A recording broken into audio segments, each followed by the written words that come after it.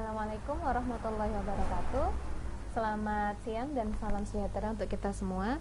Baik, pada kesempatan kali ini Bu Yunita akan menjelaskan materi perkuliahan kita satuan proses terkait komponen flavor. Sebelum kita mulai, mari kita berdoa semoga kuliah hari ini berjalan dengan lancar dan diberikan ilmu yang bermanfaat di bulan yang suci ini, bulan Ramadan. Berdoa menurut agamanya masing-masing, dipersilahkan. Berdoa dapat dicukupkan. Sekian dan selamat belajar. Terima kasih. Oke, saya akan memulai kuliah kita hari ini terkait perisa atau flavor. Jadi, mulai materi UAS ini salah satunya nanti kita akan banyak belajar terkait bahasan untuk bahan-bahan yang dia bukan bahan utama. Kalau yang kemarin kan kita bahan utamanya ada karbohidrat, lemak, protein, kemudian saya sudah tambahkan juga terkait proses fermentasi. Maka sekarang kita masuk ke beberapa bahan tambahan seperti halnya pada proses-proses untuk menghasilkan produk perisa atau flavor. Jadi tujuan utama mata kuliah ini kita tahu mengenai proses-proses konversi yang terjadi pada bahan yang mengandung perisa atau flavor dan juga aplikasinya untuk di bidang agroindustri. Di mana pokok bahasannya proses konversinya apa saja pada bahan yang mengandung flavor, lalu pokoknya nanti apa itu tentang rasa, kemudian tentang sumber flavor, jenis flavor dan aroma dalam produk, khususnya di produk-produk yang hasil pertanian seperti bawang, kopi, teh, dan coklat. Apakah sensasi flavor?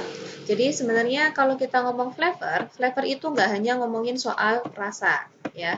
Jadi flavor itu tidak hanya terkait rasa, tapi flavor itu adalah combination of basic taste, dia rasa, serta yang ada pada derived from water soluble compound, dari bahan yang larut air, beserta adanya odor. Jadi kalau ngomong flavor, itu berarti rasa di lidah dan juga odor, atau dari indera penciuman yang ada di hidung kita. Dari beberapa bahan yang ada di dalam produk pangan, dari asalnya ataupun dari berbagai reaksi. Jadi kalau kita ngomongin flavor, poin utamanya adalah sensasi dari kombinasi yang dihasilkan dari rasa yang di lidah dan juga indera penciuman atau bau dari hidung kita. Nah, di sini prosesnya adalah seperti di sini dijelaskan, when water soluble substance. Jadi ketika komponen flavor pasti ini kata kuncinya, water soluble substance, karena dia harus larut dalam air liur kita atau saliva kita. Komponen ini akan larut di saliva kita. Setelah larut di saliva kita, atau dengan dalam hal ini adalah air liur kita, kemudian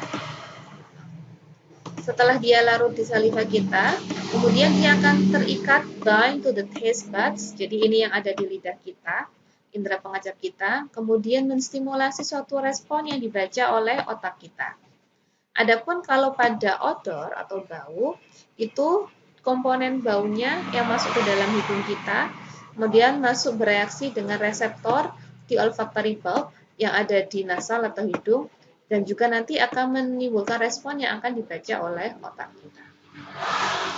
Nah, pada sensasi rasa, organ pengecap bagian rasa itu disebut juga dengan taste buds, di mana ini posisinya taste buds ini ada di permukaan lidah. Saat ini sudah dikenal ada 5 rasa utama, pahit, asam, asin, manis, dan umami. Umami ini yang paling akhir sendiri. Apakah rasa manis itu? Jadi kalau rasa manis, rasa yang menyenangkan. Komponen apa saja sih yang menyebabkan rasa manis? Biasanya meliputi gula. Komponen gula ini mulai dari disakarida, monosakarida, dan seterusnya. Ada komponen glikol, alkohol, aldehid, keton, amida, ester, dan sebagainya. Ini contoh-contoh komponen dari bahan kimia yang bisa menghasilkan rasa manis. Adapun biasanya komponen manis ini kata kuncinya dia punya gugus OH biasanya ini. Gugusnya biasanya berupa OH ini. Di alkohol glikol itu banyak gugus hidroksilnya, di mana gugus hidroksilnya inilah yang kemudian nanti biasanya dia terbaca oleh si taste bud rasa manis. Jadi biasanya kalau suatu komponen punya banyak gugus hidroksilnya, biasanya rasanya manis. Berikutnya yang kedua, komponen yang memberikan rasa pahit, siapa aja komponen yang memberikan rasa pahit umumnya adalah senyawa organik rantai panjang. Ada kata kunci yang mengandung komponen nitrogen. Seperti apa contohnya ini? Contohnya adalah kelompoknya di alkaloid. Quinin, kafein, strychnine, nikotin. Ini biasanya memberikan sensasi rasa pahit di lidah kita. Masih dengan rasa pahit. Nah, ternyata pahit dan manis itu ternyata bisa dari molekul yang sama. Tetapi perbedaannya, stereokimia molekulnya berbeda.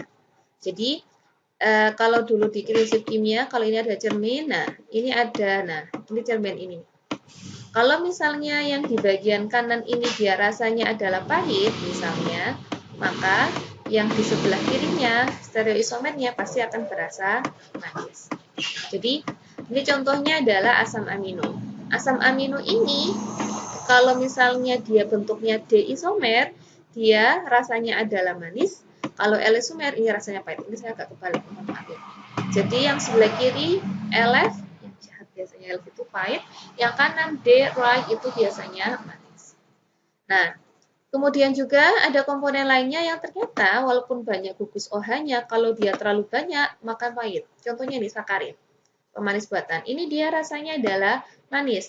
Tetapi jika jumlahnya terlalu banyak, maka justru yang dihasilkan adalah rasa pahit. Kemudian juga di sini ada phenylthiocarbamida. It has the unusual property that is either tastes very base, very bitter, or is virtually tasteless, depending on genetic makeup of the taste. Jadi ini ada komponen namanya phenylthiocarbamida. Komponen ini itu sebenarnya dia punya rasa sangat pahit, tetapi bisa juga menjadi tidak berasa, tergantung pada kepekaan lidah seseorang. Nah, di sini ada gambar lidah, di mana biasanya mungkin kalian udah paham, depan ini manis, lawannya manis, bitter ini di belakang. Untuk salty, that's salt, salty ada di depan, sour di belakangnya. Nah, berikutnya adalah komponen rasa asin. Kalau rasa asin biasanya kata kunci utamanya adalah pada komponen garam. Garam apa yang biasanya menghasilkan? Ada kelompok garamnya NaCl sama golongannya garam LiCl. Utamanya adalah biasanya garam memang, garam natrium. Kemudian, kualitas rasa asin akan sedikit berbeda dari satu garam dengan garam lainnya. Jadi, pasti asinnya, mungkin kalau kalian kenal ada garam beriodium dan tidak beriodium, tingkat keasinannya pun akan berbeda. Nah, kalau asin garam, bagaimana dengan asam? Asam ini komponen yang memberikan rasa asam adalah komponen hidrogen. Jadi komponen hidrogen H+ atau yang kita kenal biasanya zat yang melepaskan ion H+ bersifat asam. Ternyata tidak hanya teori pH itu saja yang memberikan tadi pH rendah asam, tapi juga memberikan pengaruh pada reseptor yang ada di lidah kita. Nah, di mana di sini dikatakan asam organik memberikan kesan rasa asam lebih kuat daripada asam anorganik. Asam organik ini contohnya kayak asam laktat, asam asetat gitu. Kalau anorganik ini contohnya kayak misalnya H2SO4. Nah, walaupun dia asamnya kuat, pH-nya kuat, tapi belum tentu rasanya kuat asam. Kalau asam organik itu contohnya nih kayak laktat, asetat, sitrat, propionat. Nah, itu kesan rasa kecutnya kan lebih terasa sekali. Oke, nah ternyata setelah diketahui kalau ternyata komponen asam itu ternyata tidak hanya ada asam, tapi juga ada rasa lain yang khas. Contohnya ada asam sitrat, ini ada kesan rasa kesat atau sepat. Sedangkan kalau laktat kesannya seperti yogurt atau bahkan mentega. Sitrat, kesat atau sepat. Malat itu kayak apel biasanya ya. Kalau misalnya jeruk itu biasanya adalah asam sitrat biasanya juga. Laktat itu pada yogurt. Jadi masing-masing asam punya karakteristik yang sendiri, yang khas. Nah, ini adalah rasa kelima yang ditemukan oleh Pak Ikeda dulu tuh dari Jepang, didasarkan pada adanya rasa enak sekali menyenangkan dari rebusan rumput laut. Inilah yang disebut dengan rasa umami, rasa kelima ini pun ditemukan. Bahasa Inggrisnya savouriness. Kemudian rasa umami ini adalah komponen yang mampu meningkatkan palatabilitas Artinya meningkatkan cita rasa, membuat orang berselera untuk makan, sehingga disebut juga dengan flavor enhancer. Jadi meningkatkan cita rasa. Jadi rasanya tuh biar kelasa lebih strong, lebih kuat, lebih mengenakan. Pokoknya tuh adalah tugasnya dari flavor enhancer yang umumnya adalah pada komponen pemberi rasa umami. Biasanya komponen umami itu juga dikenal dengan karakteristik brothy atau meaty atau warna rasa kayak daging gitu. Nah, komponen umami ini ternyata hanya ditemukan pada ada 3. Yang pertama dari L-glutamat, ini banyak didapatkan di bawang, di tomat, kemudian ada kelompoknya nukleotida, ini ada GMP, guanosin monofosfat, dan juga IMP atau inosin monofosfat. Nah, kalau misalnya yang terkait asam umami, memang biasanya paling utama adalah ini, asam glutamat ini. Di mana ini kesan ini dihasilkan jika ada gugus anion karboksilatnya yang dari glutamat ini masuk ke reseptor di lidah. Nah, selama ini asam glutamat ini kalau kita dapatkan dalam kehidupan sehari-hari itu bentuknya adalah MSG. Ini singkatan ya dari monosodium glutamat. Jadi biasanya nggak terbentuk asam glutamat murni, tapi monosodium glutamat. Nanti ketika MSG ini nanti ada di dalam air, maka MSG ini akan pecah menjadi Na sendiri, Na plus dari sodium, ditambah sama glutamat. Glutamat ini yang kemudian memberikan rasa gurih. Sedangkan kalau yang GMP sama IMP ini memang biasanya dikenal juga dengan ribotida. Ini biasanya ya sedikit mempengaruhi intensitas rasa glutamat, tapi memang komponen utamanya adalah glutamat biasanya. Nah, selain 5 rasa ini juga kita kenal ada beberapa rasa sekunder. Jadi bukan rasa utama, tapi ini adalah kesan yang dihasilkan ketika kita mengkonsumsi suatu pangan. Biasanya yang pertama adalah astringensi, kesan sepat, kesat, kering di mulut. Nah, ini kalau kalian misalnya minum teh. Ini didapatkan dari komponen apa? Komponen tanin. Lalu ada pungency, ini contohnya rasa pedas dan tajam. Dari apa biasanya? Bisa dari cabai, komponennya namanya capsaicin, merica, piperin, ataupun jahe gingerolin. 3 jenis ini juga kalau kalian amati, rasa pedas dan tajamnya juga berbeda. Kemudian juga ada biasanya adalah sensasi cooling, dingin, ini bisa dari hipermin, wintergreen, mentol, dan juga komponen-komponen lain. Nah, sebenarnya bagaimana sih ceritanya kok suatu bahan, suatu benda itu bisa menghasilkan atau memberikan kesan flavor tadi, kesan rasa dan odornya. Nah, ini jadi development of flavor substance. Bagaimana ceritanya komponen flavor itu bisa terbentuk? Yang pertama, flavor substance from during normal plant and cell metabolism. Jadi memang secara alami tanaman ataupun hewan itu metabolismenya menghasilkan komponen-komponen yang dapat kita deteksi berupa rasa.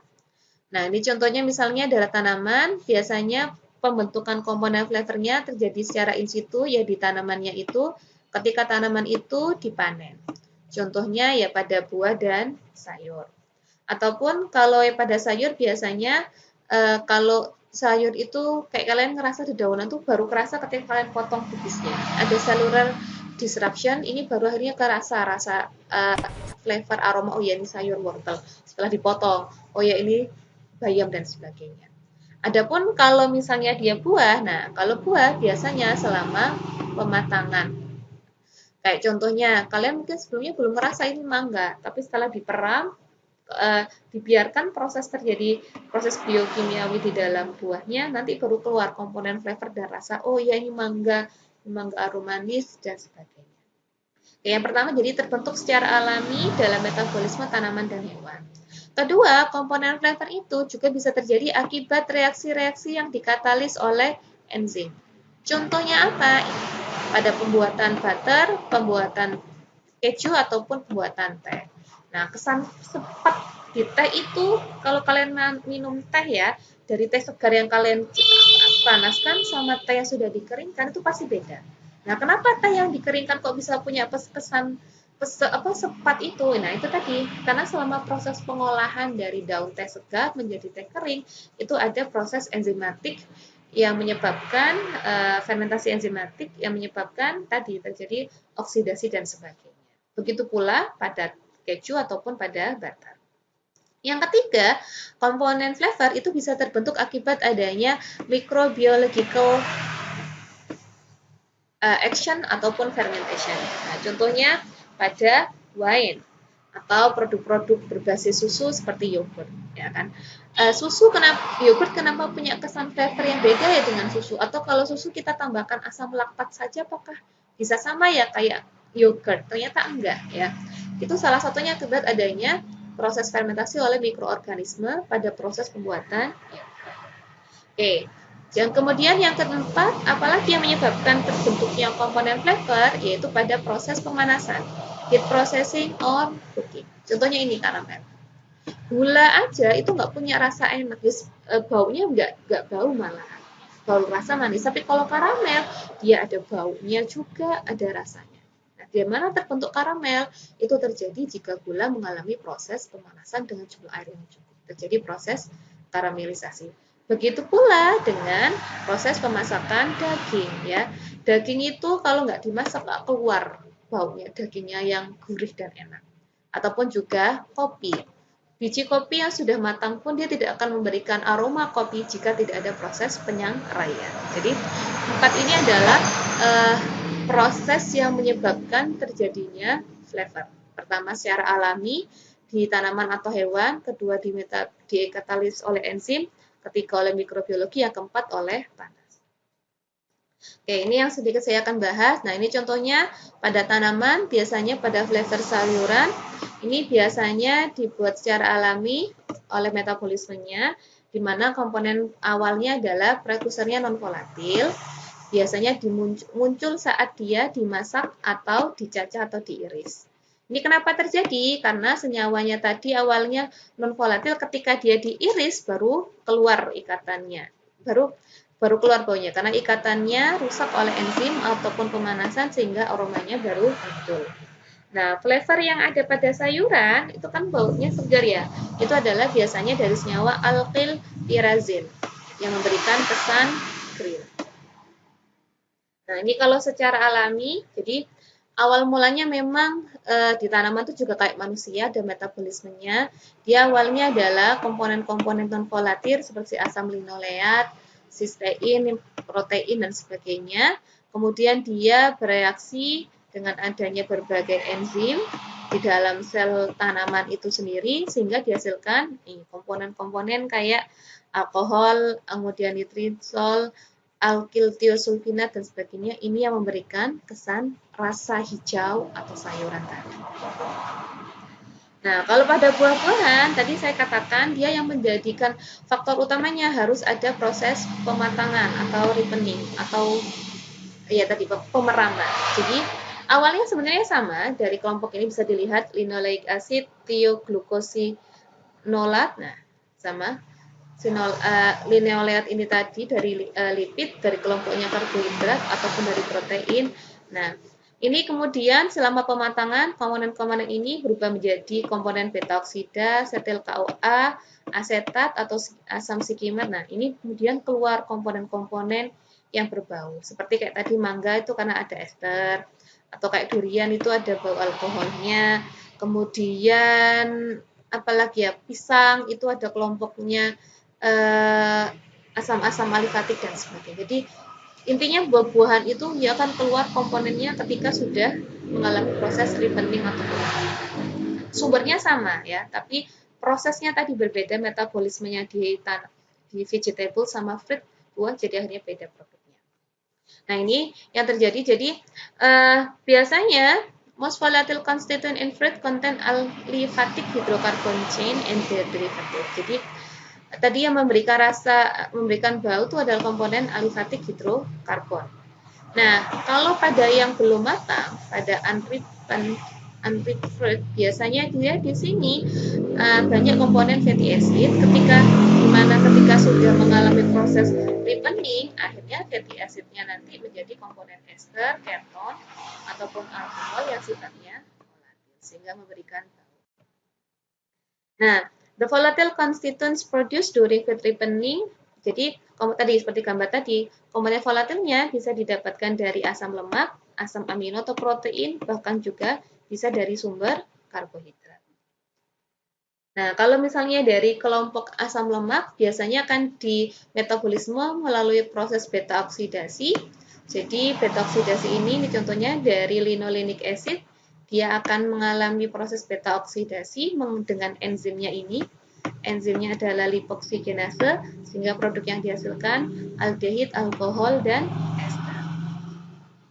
Nah, kalau asam amino biasanya dihasilkan adalah dari gugus asam aminonya yang punya amin sama karboksil group.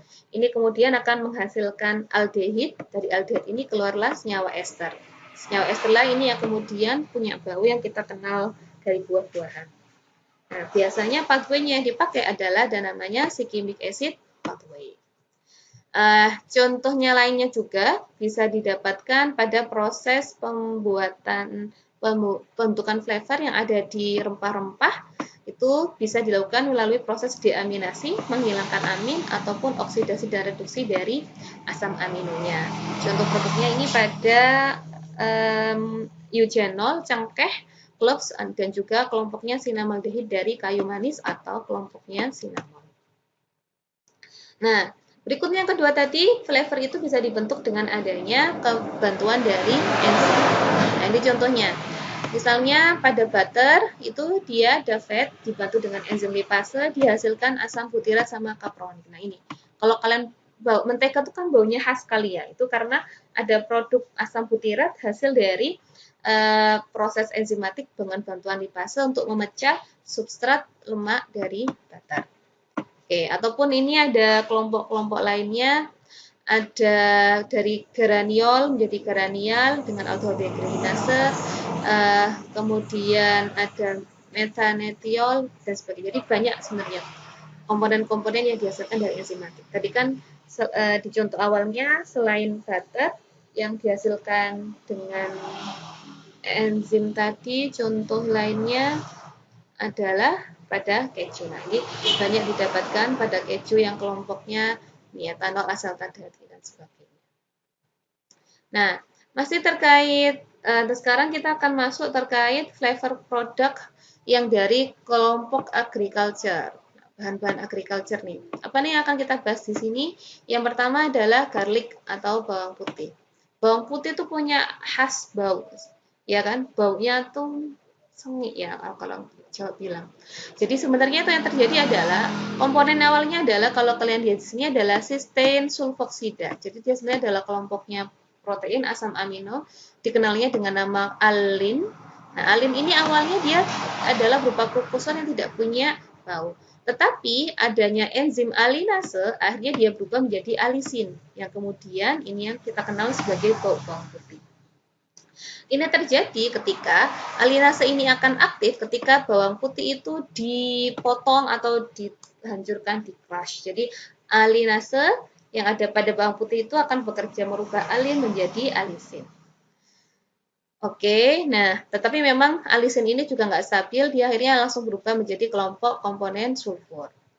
Oke, alisin ini memberikan kesan pungency tadi, sengit tadi saya katakan, sehingga memberikan dan bertanggung jawab atas adanya kesan panas tadi pada bawang putih. Ternyata alisin juga ternyata punya kemampuan sebagai bioaktif, bagus untuk tubuh sebagai antibiotik dan antifungal. Makanya ada juga istilah kalau orang lagi sakit suruh makan bawang putih, karena dia sebenarnya adalah antibiotik juga. Dan bahkan pada beberapa penyakit ibu saya termasuk ya, beliau punya kolesterol, satunya disarankan untuk makan bawang putih. Kenapa? Karena dia di sini mampu komponen alisinnya ini mampu mencegah proses yang berkelanjutan dari penyakit jantung koroner seperti kanker dan sebagainya. Oke, ini yang terjadi. Jadi ini kelompoknya alin, ini seperti ini reaksi molekulnya. Kemudian dengan adanya alinase dia berubah menjadi komponen ini. Ini komponen alisin ini, di mana alisin ini kemudian sifatnya tidak stabil dan satunya bisa berubah menjadi dialil disulfida.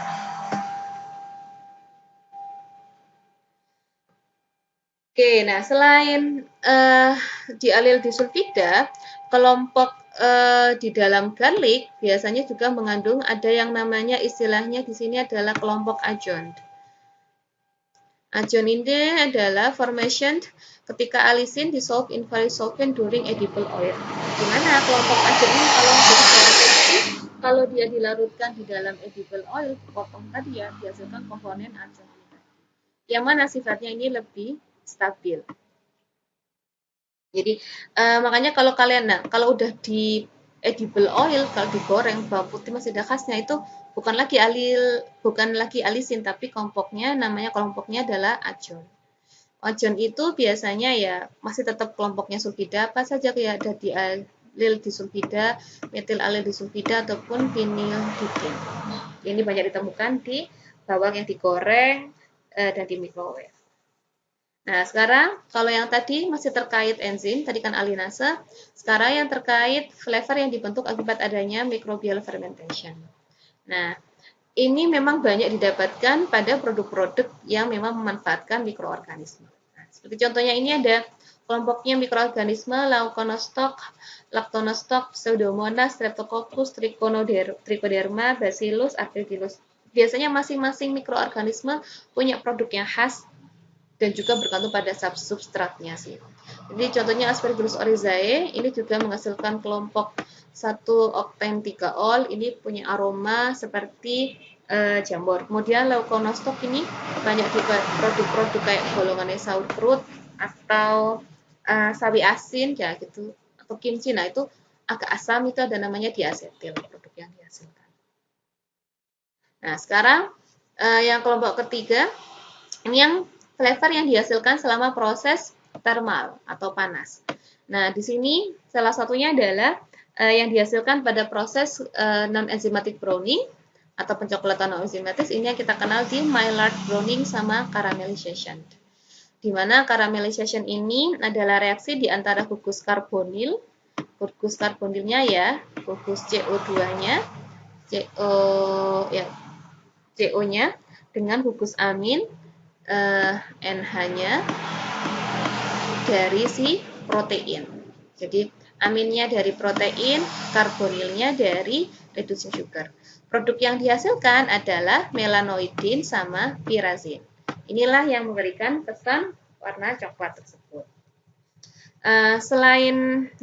Proses reaksi pembentukan melanoidin sama pyrazin ini juga cukup kompleks dan melewati reaksi tertentu di mana ini adalah produk-produk antaranya.